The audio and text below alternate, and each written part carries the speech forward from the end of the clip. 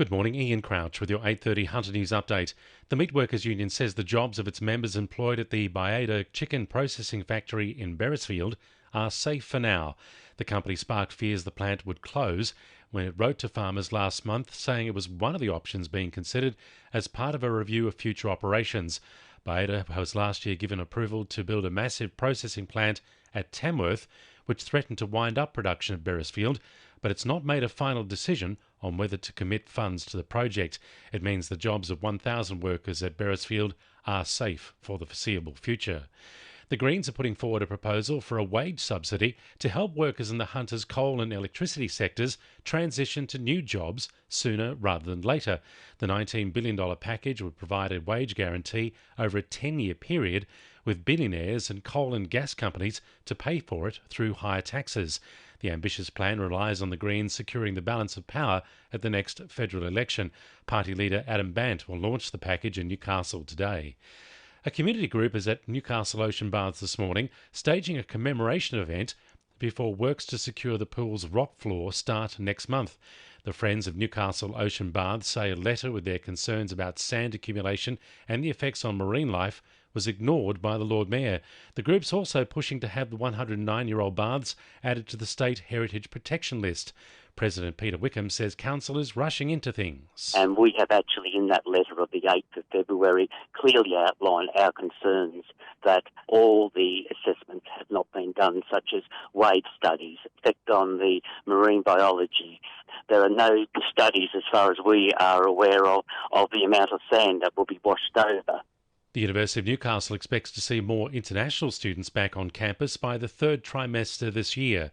It's released new data which shows an expected 25% fall in enrolments from overseas students in semester 1 has come in at just 14%. It coincides with moves to set up 2 overseas learning centres in China and the waiving of tuition fees for commencing international students who can't travel to Australia and need to start their studies online. The Scone Literary Festival has cancelled its light event in March, just a month after cancelling the full festival for a downsized and outdoor alternative.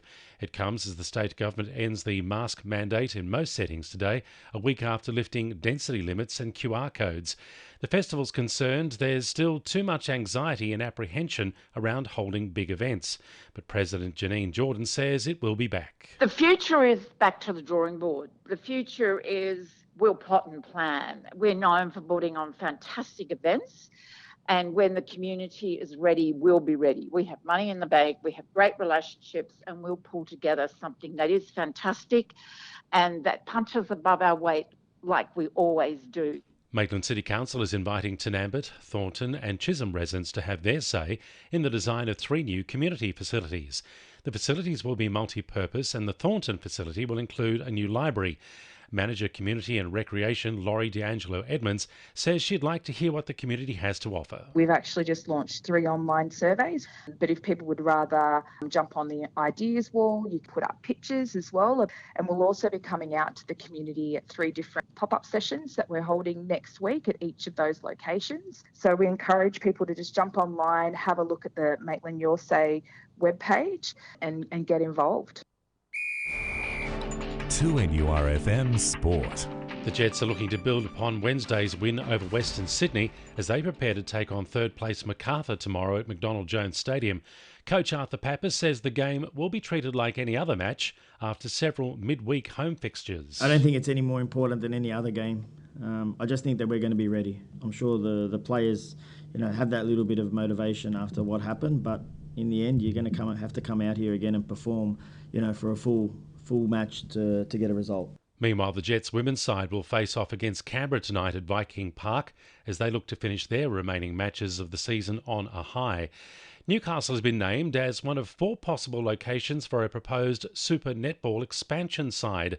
There are reports Super Netball boss Kelly Ryan sees an expansion to the 8-team competition likely in the next few years.